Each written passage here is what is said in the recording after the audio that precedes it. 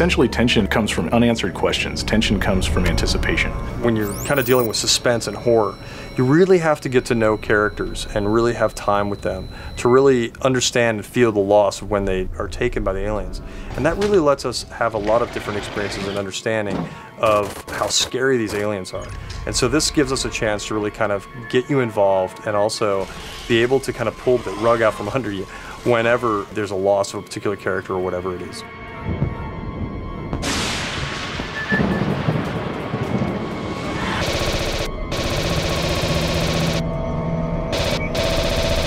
When you can survive an encounter, beat them, man, that's when you feel like a badass.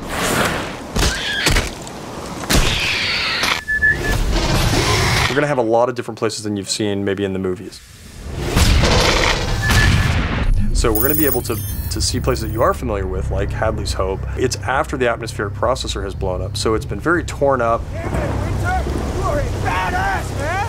And it kind of had an explosion that explodes up, not out, but nonetheless, it still had an impact on what happened to some of those areas that you were familiar with. So you now get to come back in there and see them in a destroyed or distressed state that you didn't see before. You'll be able to explore areas that you hadn't seen in the movie. For example, being on the Sulaco, we'll have a lot more time to spend with the Colonial Marines there, as well as getting closer to areas that we've all wanted to see, like the jockey ship that we'll be able to explore more in and around.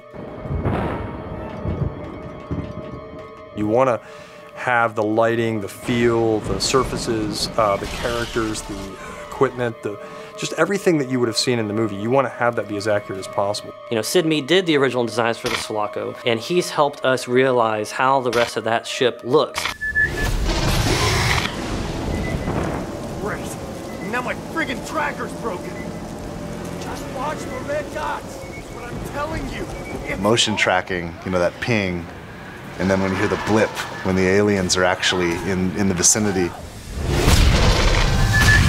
It's such an iconic sound, and when we got the source material for 20th Century Fox, the actual audio that was recorded and Foleyed and some of the other stuff that was digitally produced, man, it's so exciting to be able to play with that content and then work that content into the game.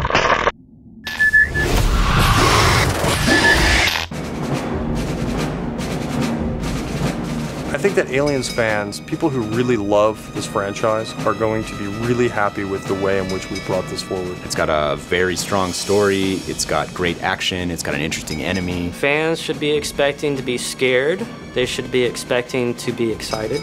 They should expect a lot of action, just like the films. They should expect an experience that is an interactive version of all the Aliens films that they've loved so much and finally realized in full 3D. You know, I've made a lot of video games, I've made a lot of action games, I've made a lot of games that involve shooting and games that involve soldiers, and I mean, and games that, you know, where we're saving the world from aliens too, frankly, and I gotta be honest, I've been stealing from aliens my entire career. You know, there's always lines from the movie or situations or events where we just borrow, and it's influenced all of us. It's influenced an entire generation. When we get to spend time in the real fiction, in the real canon, it's pretty exciting because we're not borrowing from it, we're building onto it and we're adding to it. So it's just a thrill to be involved.